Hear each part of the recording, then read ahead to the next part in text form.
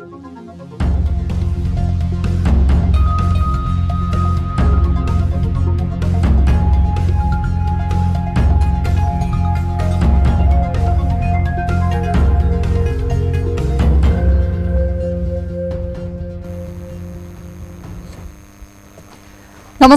यो हो news 24 television prime time न्यूजमा स्वागत छ। राष्ट्रसभाको आफ्नो छुट्टै र महत्त्वपूर्ण भूमिका भएकै कारण संविधानमा यसको परिकल्पना गरिएको हो।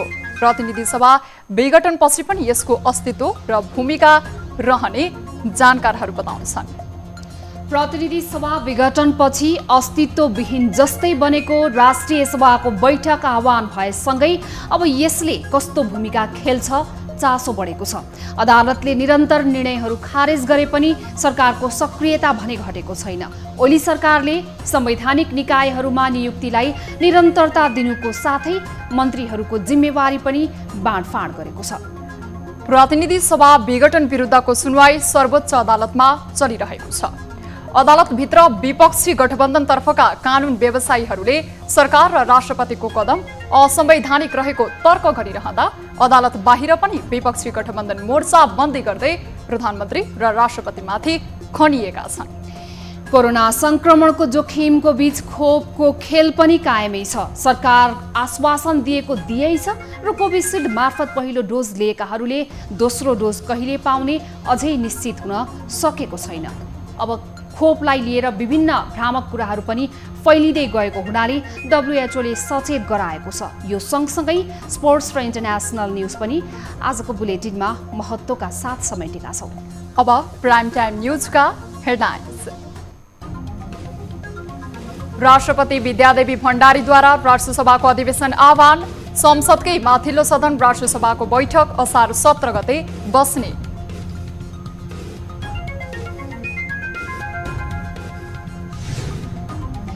संवैधानिक आयोगहरूमा 20 र न्याय परिषदमा 1 पदाधिकारी नियुक्त। प्रधानमन्त्री ओलीले गरे मन्त्रीहरूको जिम्मेवारी हेरफेर।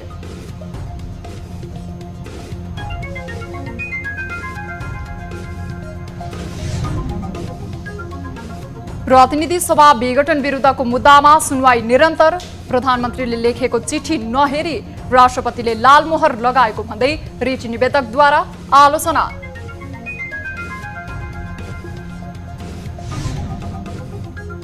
प्रधानमन्त्री ओलीले राष्ट्रपतिसँग मिलेर मुलुकलाई सङ्कटतर्फ धकेलेको विपक्षीको आरोप। संसद भङ्ग गरेर निरङ्कुश शासन गर्न खोजेको दाबी।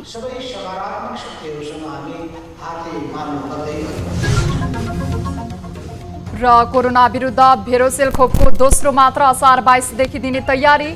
फरक खोप लगाउँदा प्रभावकारी हुने आधार नभएको डब्ल्युएचओको प्रस्तुति। कोभिसिल्डको खोपको अभावमा हामीले दोस्रो मात्रा दिन सकिराखेका छैनौँ।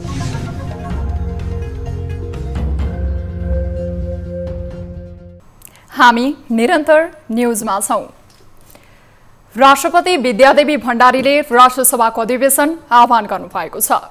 मन्त्री परिषदको सिफारिसमा राष्ट्रपति विद्यादेवी भण्डारीले संसदको माथिल्लो सदन राष्ट्रसभाको बैठक असार 17 गते बिहीबार अपराह्न 4 बजेका लागि आह्वान गर्नुभएको हो।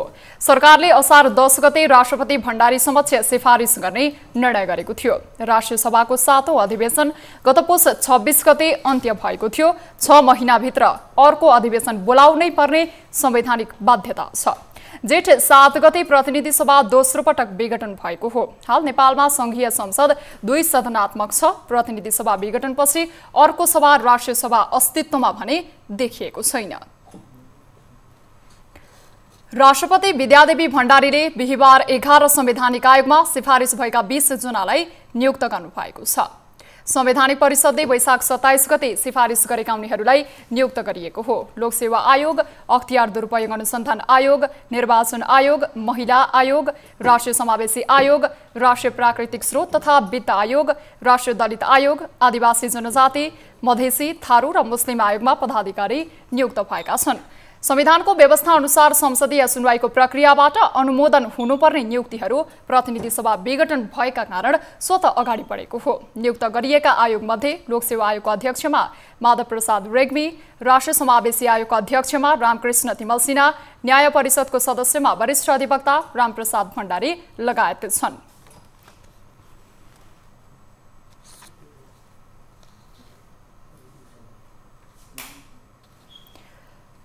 प्रधानमन्त्री केपी शर्मा ओलीले मन्त्रीहरूको जिम्मेवारी हेरफेर गर्नुभएको छ।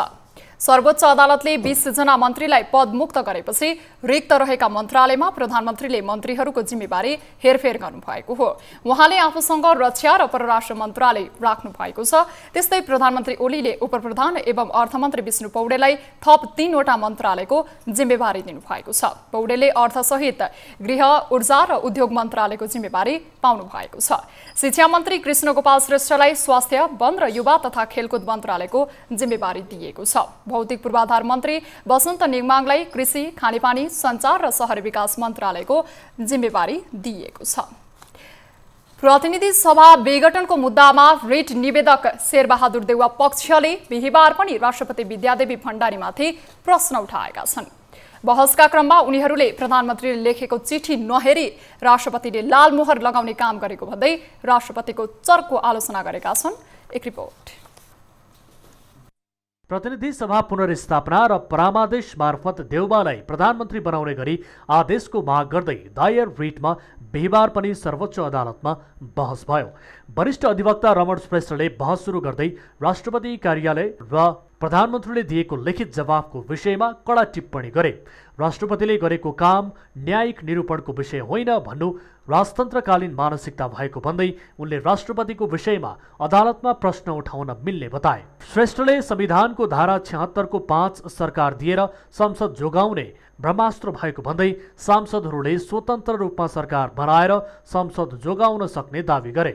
त्यस्तै अर्का वरिष्ठ अधिवक्ता हरिहर दाहालले प्रधानमन्त्रीले लेखेको चिठी नहेरी राष्ट्रपतिले लालमोहर लाउने काम गरेको भन्दै सिङ्गो सत्तालाई राष्ट्रपतिले न्याय गर्न नसकेको बताए। दाहालपछि बहस गरेका वरिष्ठ अधिवक्ताहरू मिथिलेश कुमार सिंह, हरि उप्रेती, प्रेम बहादुर खड्का, वर्ण बहादुर कार्की, शेर बहादुर केसी, गान्धी पण्डित र खगेन्द्र अधिकारीले बहसका क्रममा संसदको विश्वासको मत गुमाएको प्रधानमन्त्रीले दावी गर्नै नमिल्ने जिकिर गरे। रिट निवेदकका पक्षबाट शुक्रबार 29 जना कानुन व्यवसायीले बहस गर्नेछन्। रिट निवेदक पक्षलाई सुरुवाती बहसका लागि 12 घण्टाको समय तोकिएको छ। हरेक दिन 4 घण्टा बहस गराउने इजलासको आदेश अनुसार निवेदक तर्फका 29 कानुन व्यवसायीहरूलाई शुक्रबार 3 देखि 30 मिनटसम्मको समय तोकिएको छ। रिटको पक्षमा बहस गर्न वकालतनामा बुझाएका कानुन व्यवसायीहरूको छलफलबाटै 29 जना कानुन व्यवसायीलाई बहसको समय तोकिएको छ। शुक्रबार वरिष्ठ अधिवक्ता कृष्ण प्रसाद भण्डारी र सतीश कृष्ण खरेलले 30-30 मिनट र पूर्व महान्यायाधिवक्ता मुक्तिनारायण प्रधानले 25 मिनट बहस गर्नेछन्। वरिष्ठ अधिवक्ता बाबुराम कुवर र अधिवक्ता डाक्टर भीमार्जुन आचार्यले 20-20 मिनट र अधिवक्ता टीकाराम भट्टराईले बहसका लागि 15 मिनटको समय दिनेछन्। अन्य कानुन व्यवसायीहरूलाई न्यूनतम 3 देखि 10 मिनटसम्मको समय तोकिएको छ। इजलासले बहस व्यवस्थापनका लागि जारी गरेको आदेश अनुसार रिट निवेदक पक्षको सुरुवाती बहस शुक्रबार सकिनेछ। आइतबारबाट सरकारी पक्षले बहस सुरु गर्नेछन्। सरकारी पक्षलाई बहसका लागि 15 घण्टाको समय दिइएको छ। रिट निवेदक पक्षले जवाफी बहसका लागि छुट्टै 3 घण्टाको समय पाउनेछन्। त्यसपछि एमिकस क्युरीले राय राख्नेछ। विपक्षी गठबन्धनका नेताहरूले प्रधानमन्त्री केपी शर्मा ओलीले राष्ट्रपतिसँगको मिलेमतोमा संसद विघटन गरेर मुलुकलाई सङ्कटतर्फ धकेलेको आरोप लगाएका छन्। संसद पुनर्स्थापना र शेरबहादुर देउवालाई प्रधानमन्त्री नियुक्त गर्न माग गर्दै सर्वोच्चमा रिट दायर गरेका विपक्षी गठबन्धनका नेताहरूले सम्पादकहरूसँग अन्तर्क्रिया गर्दै मुलुक सङ्कटतर्फ लैजान खोजिएको बताएका हुन्। अहिले आफूहरू पदका लागि नभएर देशको स्वाभिमानका लागि देशको रक्षा कसरी गर्ने भन्ने चिन्तामा रहेको दाबी विपक्षी गठबन्धनको छ।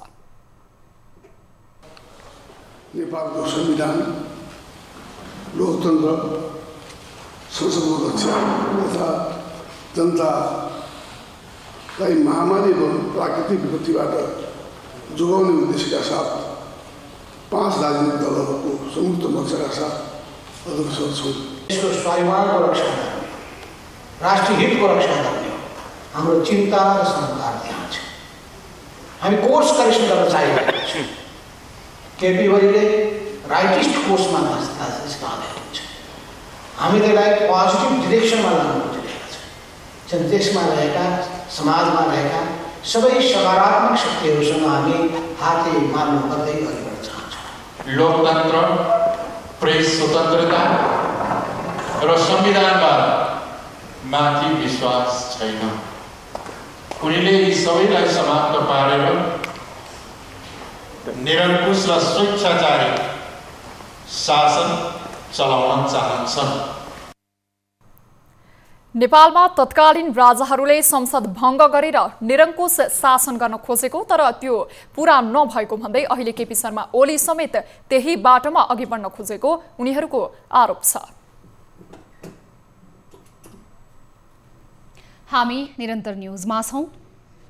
नेपालमा बिहिबार थप 2474 जनामा कोरोना पुष्टि भएको छ। देशभर गरिएको 7235 पीसीआर परीक्षणका क्रममा 1577 र 4997 एन्टिजेन परीक्षणका क्रममा 897 जनामा कोरोना पुष्टि भएको स्वास्थ्य मन्त्रालयले जनाएको छ।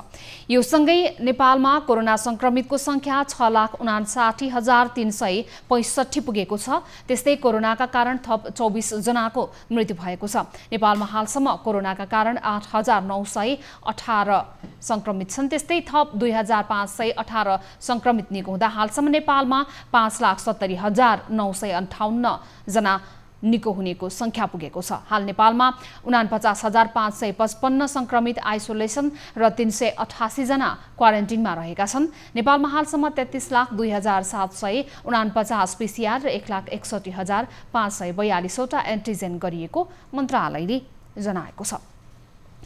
कोरोना विरुद्धको चिनिया खोप भेरोसेलको दोस्रो मात्रा असार 22 देखि दिने खोप महाशाखाले जनाएको छ।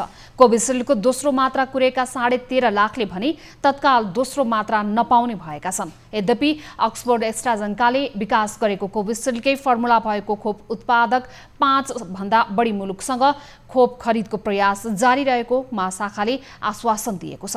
नेपालमा हालसम्म कुल जनसङ्ख्याको 9% मात्रै कोरोना विरुद्धको खोप लगाएका छन्। विश्व स्वास्थ्य संगठनले सार्वजनिक गरेको तथ्याङ्क अनुसार कोरोना विरुद्धको खोप लगाउने 10 वटा राष्ट्रहरूमा नेपाल 6औं स्थानमा रहेको छ। खोप नलगाएको ठूलो समूह कोरोनाको नयाँ भेरिएन्टको जोखिममा परेका छन्। एक रिपोर्ट।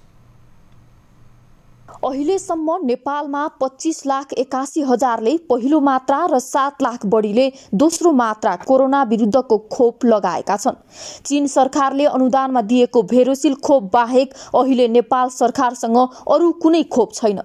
भेरोसिलको पहिलो डोज लगाइसकेकालाई असार 22 देखि दोस्रो मात्रा दिने तयारी सरकारको छ। तर कोभिसिल्डको दोस्रो मात्रा कुरेका वृद्धा सहित 13.5 लाख मानिसलाई अझै खोपको बन्दोबस्त भइसकेको छैन। कोभिसिल्डको खोपको अभावमा हामीले दोस्रो मात्रा दिन सकिराखेका छैनौँ। हामी कोभिसिल्डको विकल्प पनि खोजिराखेका छौँ र यो खोज्ने क्रममा भोलि खोप प्राप्त हुँदा बित्तिकै हामीले सार्वजनिक सूचना गरेर उहाँहरूलाई दोस्रो मात्रा दिनेछौँ। केही मुलुकले नेपाललाई खोप सहयोग गर्ने आश्वासन दिए भन्दै 2 महिनादेखि नै सरकारले खोप छिट्टै प्राप्त हुने आश्वासन नागरिकलाई दिँदै आएको छ। आम नागरिक कोरोना विरुद्धको खोप अभावमा चिन्तित छन्। कोरोना खोप भण्डारणको लागि बनाइएका कोल्ड चेन रुमहरू रित्तिएका छन्। दैनिक 100औं मान्छे खोप खोज्दै टेकु खोप महाशाखासम्म पुग्ने गरेका छन्। त्यति मात्र होइन, दोस्रो डोज खोप कुरिरहेकी एक वृद्धा अदालतसम्म पुगे। तर खोप आउने सम्भावना तत्काल छैन। कोभ्याक्स अन्तर्गत जुलाई महिनाभित्रै खोप प्राप्त हुने भनिए पनि न्यून मात्रामा मात्रै प्राप्त हुन सक्ने सम्भावना रहेको विज्ञ बताउँछन्। हाम्रो सन्दर्भमा 2टा खोप हामीले प्रयोग गरेका छौँ, कोभिसिल्ड र भेरोसेल। कोभिसिल्ड लिएकोले भेरोसिल दोस्रो मात्रा लिनु हुँदैन र भेरोसिल लिएकोले कोभिसिल्ड लिनु हुँदैन। त्यसकारणले त्यो पनि म जानकारी गराउन चाहन्छु। कोरोना विरुद्धको खोप कहिले प्राप्त हुन्छ भन्ने अन्योलताकै बीच कोरोना संक्रमणको तेस्रो लहरले नेपाल समेतलाई ठूलो असर पुर्याउने भएकाले सबैलाई सचेत रहन चिकित्सकहरूको सुझाव छ। क्यामेरामा मदन सापकोटाका साथ टिभी जर्नलिस्ट रिया भण्डारी, काठमाडौँ। विश्व स्वास्थ्य संगठन WHO को पहिलो मात्रा कोभिसिल्ड खोप लगाएका व्यक्तिहरूले दोस्रो मात्रा भेरोसेल लगाउँदा अझै बढी प्रभावकारी हुन्छ भन्ने कुरामा कुनै आधार पुष्टि भइ नसकेको WHO ले बताएको छ।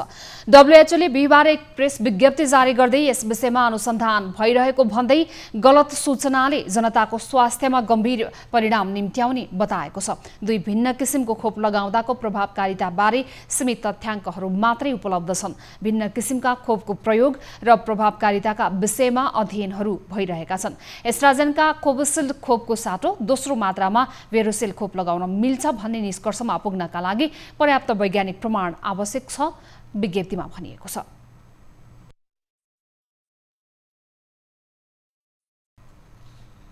हवाई उडान सुरु गर्ने सरकारको निर्णयसँगै यातायात व्यवसायीले पनि सार्वजनिक यातायात पनि खोल्ने अनुमति दिन सरकारसँग माग गरेका छन्। जिल्ला प्रशासन कार्यालय काठमाडौँले भने असार 14 गतेपछि अहिले भन्दा संक्रमण कम देखिए पनि मापदण्ड पालना गरेर सार्वजनिक यातायात पनि खोल्न दिने जनाएको छ।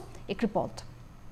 असार 7 गतेदेखि स्मार्ट लकडाउन जारी छ। 12 अनुसार पसलहरू सञ्चालित छन्। जनस्वास्थ्यका सबै मापदण्ड पालना गर्दै व्यापार व्यवसाय सञ्चालन गर्नुपर्ने भनिए पनि त्यो देखिँदैन। यति नै बेला हवाई उडान खोल्न दिने निर्णयसँगै सार्वजनिक यातायात पनि खोल्न दिनुपर्ने माग व्यवसायीहरूको छ। अब गाडी चाहिँ हामीले देशैभरिको अब प्लेन पनि खुल्ने कुरा आइसकेको छ 17 गतेबाट भने अब 15 गतेपछि हाम्रा सवारी साधन पनि लामो तथा छोटो दूरी सबै सवारीलाई खुलाउँदै जानुपर्छ।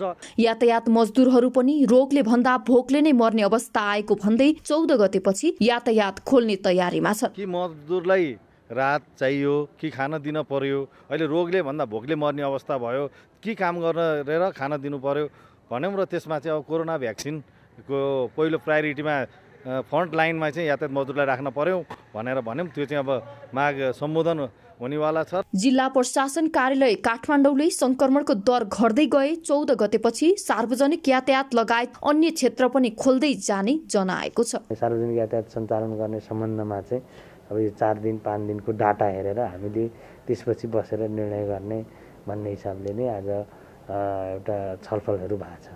तर दोस्रो लहरमा धेरै गम्भीर देखिएको कोरोना संक्रमणलाई फेरि मानिसहरू हेलचेक्राइ गर्न थालेका छन्। लकडाउन खुकुलो भएसँगै भिडभाड बढेकाले संक्रमणको जोखिम पनि बढ्दै गएको छ। व्यापार व्यवसाय वा सार्वजनिक सेवा सञ्चालन गर्दा जनस्वास्थ्यका मापदण्ड पालना नगरे कारबाही हुने प्रशासनले जनाएको छ। क्यामेरामा मदन सापकोटाका साथ टिभी जर्नलिस्ट रिया भण्डारी, काठमाडौँ।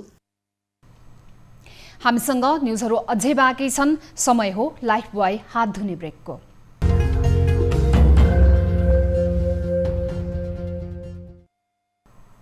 हामी निरन्तर न्युजमा छौं। चितवन निकुञ्ज क्षेत्रमा वन्यजन्तुले पुर्याउने मानवीय क्षति तथा दुई पक्षबीचको द्वन्द्व न्यूनीकरणका लागि कङ्क्रिट निर्माण गरिएको छ। निर्माण गरिएसँगै संरक्षित क्षेत्र आसपासमा मानवीय तथा आर्थिक क्षति कम भएको छ। एक रिपोर्ट।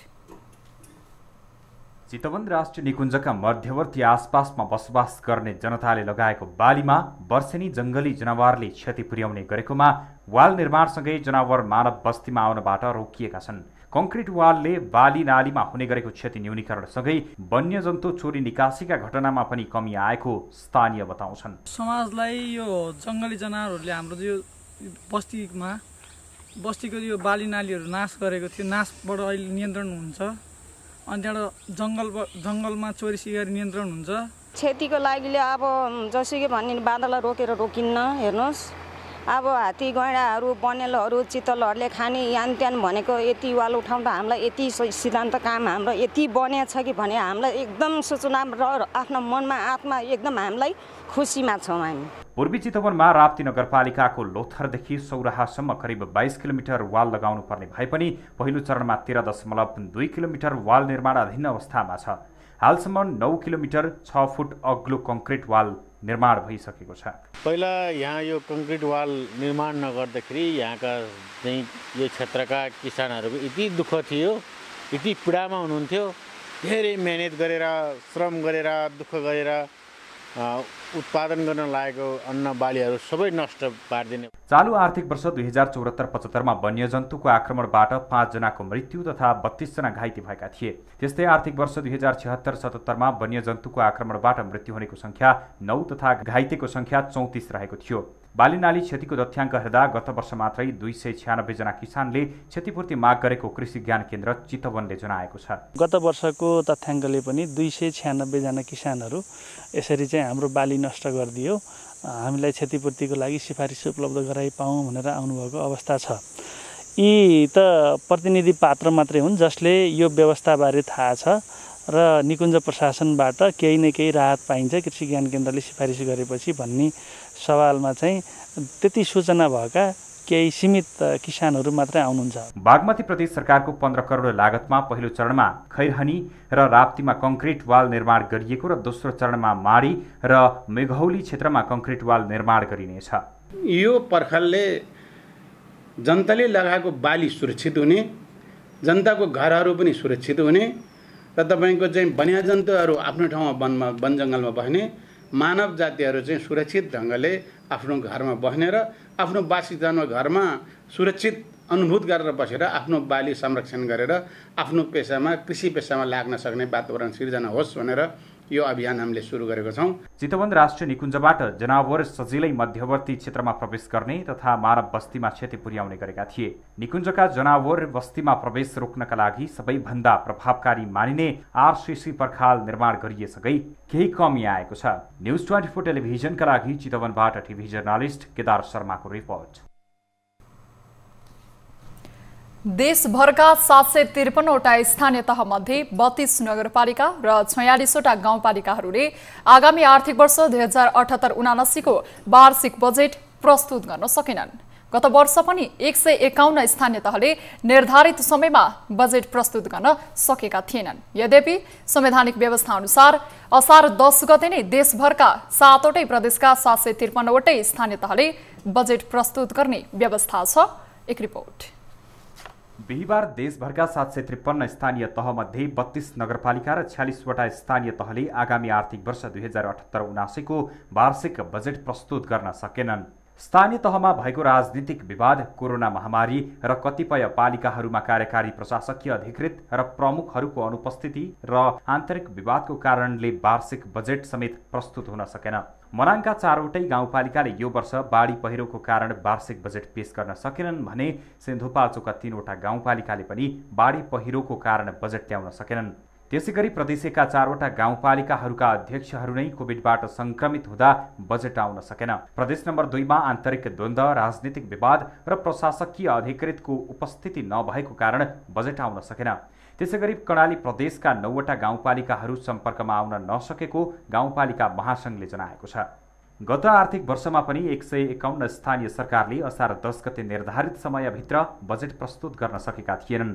5वटा स्थानीय तहले अघिल्लो आर्थिक वर्षको बजेट हालसम्म पनि प्रस्तुत गर्न सकेका छैनन्।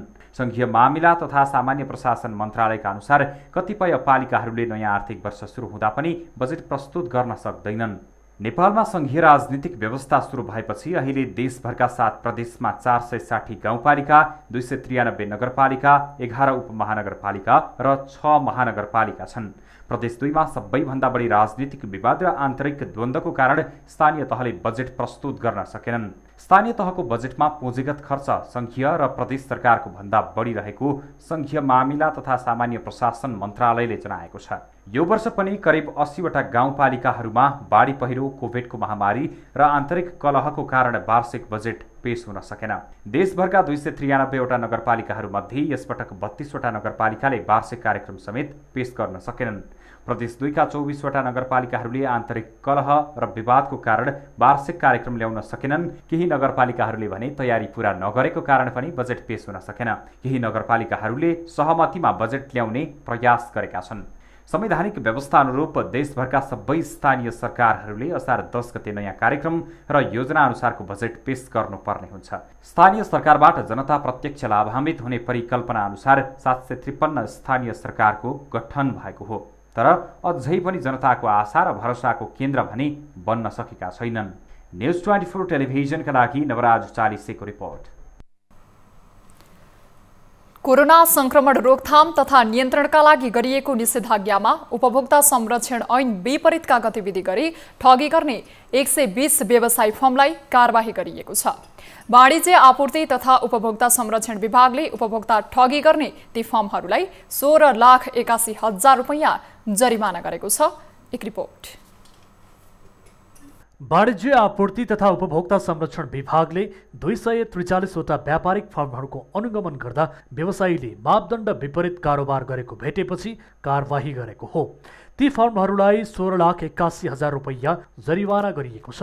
विभागले 30,150 रुपैयाँ बराबरको म्याद नागेको सामान नष्ट गरेको पनि जनाएको छ। उपभोक्ता संरक्षण ऐन 2075 विपरीत कारोबार गरी उपभोक्तालाई ठगी गर्नेको कारोबार समेत रोक्का गरिएको विभागले जनाएको छ। उपभोक्ता संरक्षण ऐन 2075 बमोजिम अनुचित व्यापारिक क्रियाकलापको कसुरमा 97वटा फर्महरूलाई जरिवाना र 66वटा फर्महरूलाई अन्य कारबाहीहरू गरिएको हो। विभागले चालू आर्थिक वर्षको साउनदेखि असार महिनाको 8 गतेसम्म 2,914वटा व्यावसायिक फर्ममा अनुगमन गरेको जनाएको छ। साउनदेखि असार 8 सम्ममा उपभोक्ता ठगी गरेको आरोपमा 1,003 व्यवसायी फर्मलाई कारबाही गरी 2,31,72,000 रुपैयाँ जरिवाना गरिएको छ। यसैगरी 36वटा व्यावसायिक फर्मको कारोबार रोक्का गरिएको छ। यस्तै म्याद नागेका 3,73,84,000 रुपैयाँ बराबरको सामान नष्ट गरिएको छ। म्याद समाप्त भई उपभोग गर्ने अवधि सकिएका फर्महरूबाट 30,150 रुपैयाँ बराबरका माल वस्तुहरू नष्ट गरिएको छ। यस्तै वाणिज्य आपूर्ति तथा उपभोक्ता संरक्षण अन्तर्गतका 5 कार्यालयहरूबाट चालू आर्थिक वर्षको श्रावणदेखि जेठ महिनासम्म भने 4,483 व्यापारिक फर्म अनुगमन गरिएको छ। यस्तै 46 फर्मको कारोबार रोक्का गरिएको छ। जरिवाना गरिएको 1,259 व्यापारिक फर्मबाट 3,03,33,500 जरिवाना गरिएको छ। त्यस्तै 3,91,24,881 बराबरको म्याद समाप्त भई नष्ट गरिएको र अन्य 1,595 फर्मलाई कारबाही गरिएको छ। न्युज 24 टेलिभिजनका लागि टिभी जर्नलिस्ट राजन ढकालको रिपोर्ट। अब बिजनेस न्युज।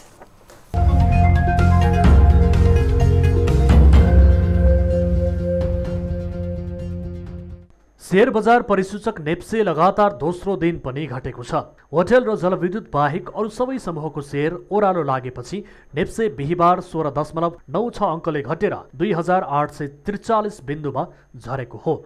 बैंकिङ समूहको शेयर 7.5 अङ्कले, विकास बैंकको झण्डै 73 अङ्कले, व्यापारको 26 अङ्कले, फाइनान्स समूहको 29 र माइक्रो फाइनान्स समूहको शेयर 49 अङ्कले घटेको छ।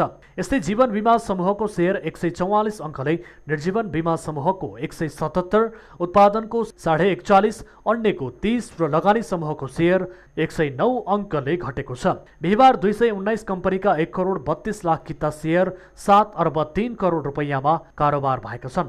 सबैभन्दा धेरै नेपाल पुनर्बीमा कम्पनीको 37,83,00,000 रुपैयाँको कारोबार भएको छ।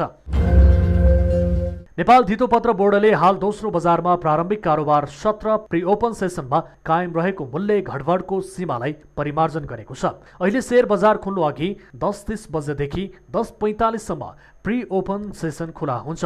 बोर्डले बिहिबार प्रेस विज्ञप्ति जारी गर्दै प्री ओपन सेसनमा कायम रहेको मूल्य घटबढको सीमालाई घटाएर 2% मा झारेको हो। प्री ओपन सेसनमा मूल्य घटबढको सीमा 5% हुँदा चलखेल भएको गुनासो आएकोमा त्यसलाई 2% मा घटाएर बोर्ड लगानीकर्ताको गुनासो सम्बोधन गरेको बोर्डले जनाएको छ।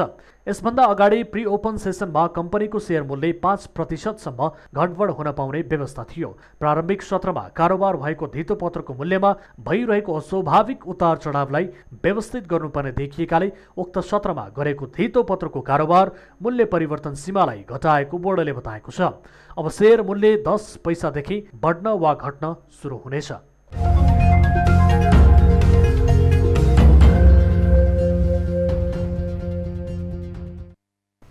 अब एउटा रोचक प्रसङ्ग। पेरुमा 500 वर्ष पुरानो डोरीको पुलको वार्षिक मर्मत गरिन्छ। जेबेत पुलको रूपमा परिचित आपुरीमाक नदीको यो पुल वेस्ट्रा चाका इन्का सभ्यताको सांस्कृतिक अभिव्यक्ति हो। पेरुको यो पुलको दुई किनारामा रहेका समुदायहरू वर्षेनी यो पुरातात्विक पुलको मर्मत गर्छन्। गत वर्ष कोरोना महामारीका कारण पुल मर्मत भएन। यो वर्ष भने 100औं वर्षदेखि पुस्तान्तरण हुँदै आएको डोरी बाट्ने सिप प्रयोग गरेर यो पुल मर्मत गरिएको छ। यो पुल 500 वर्षदेखि यो स्थानमा रहिआएको बताइएको छ। 500 वर्ष पुरानो इतिहास भएको यो पुलका दुवैतर्फका समुदायका मर्मत टोलीहरूले बीचमा भेट्ने गरेर यो 98 फिट लामो डोरीको पुल मर्मत गर्ने गरेका छन्। अब प्राइम टाइम न्यूज सक्नु अघि अहिलेसम्मका हेडलाइन्स फेरि एकपटक। राष्ट्रपति भण्डारीद्वारा राष्ट्रिय सभाको अधिवेशन आह्वान। विगत 6 महिनादेखि रोकिएको संसदकै माथिल्लो सदनको बैठक असार 17 गते बस्ने।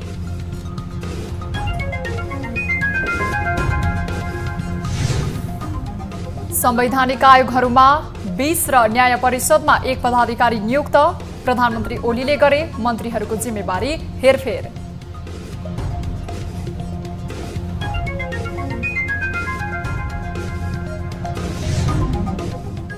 प्रतिनिधि सभा विघटन विरुद्धको मुद्दामा सुनुवाई निरन्तर। प्रधानमन्त्रीले लेखेको चिठी नहेरी राष्ट्रपतिले लालमोहर लगाएको भन्दै रिट निवेदकद्वारा आलोचना।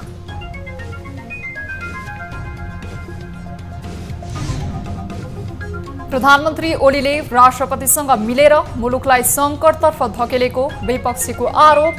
संसद भङ्ग गरेर निरङ्कुश शासन लाद्न खोजेको दाबी।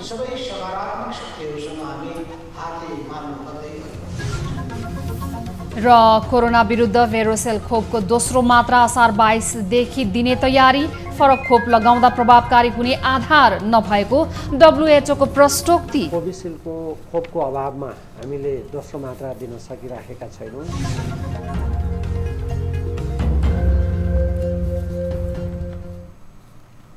प्राइम टाइम न्यूज अहिलेलाई यति नै। यसअघि ताली र गालीका लागि हामीले सोधेको प्रश्नको उत्तर आजको कार्यक्रम सिधा कुरा जनतासँग हेर्न सक्नुहुनेछ। थप न्यूजका लागि हाम्रो वेबसाइट www.news24nepal.com हेर्नुहोला। साथै हामीलाई फेसबुक, ट्विटर र युट्युबमा पनि फलो गर्न सक्नुहुनेछ। यस्तै मोबाइल, भाइबर वा इमेल मार्फत न्यूज24 को हेल्प डेस्कमा कुनै पनि समस्या र गुनासाहरू छन् भने टिपाउन सक्नुहुनेछ। हामी निरन्तर न्यूजमा छौं। नमस्ते।